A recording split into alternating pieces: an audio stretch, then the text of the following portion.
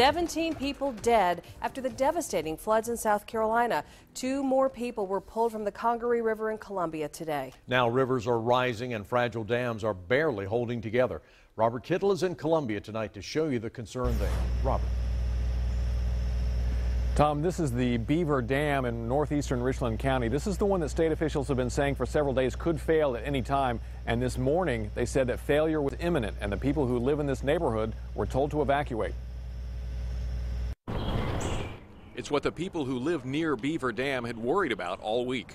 We were awakened by a telephone call early this morning, just a few minutes ago, saying to get out of here. The alert said failure of the dam was imminent. I have 2 girls, so we're going to head to my brother's house just to be sure. We think we're high enough where it won't bother us, but when the news said our road, it was time to go ahead and go. Last I heard, this is immediate evacuation, and we need to get out, and so we're here to get the animals and get what goods we can do and hope for the best. And it's looking like the best did happen. Crews worked all night to put 400 tons of rock in the breach of the dam. And a controlled breach 2 days ago lowered the water level enough to relieve pressure on the dam and lower the danger for nearby houses if the dam did fail.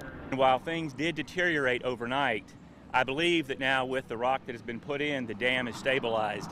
DHEC's lead engineer and emergency management agree. 13 dams across the state have failed during this flooding, and the state is monitoring 62 more.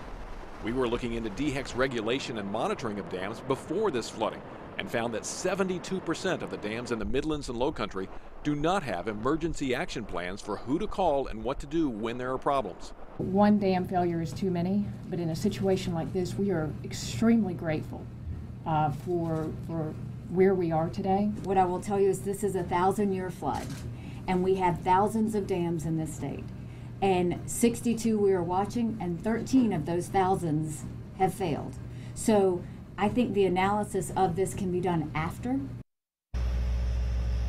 We also found out that the Department of Health and Environmental Control does not have an up-to-date computer file on all the dams in the state. DHEC's director told us that updating DHEC's computer system is her #1 priority. Live in Columbia, Robert Kittle, 7 on your side.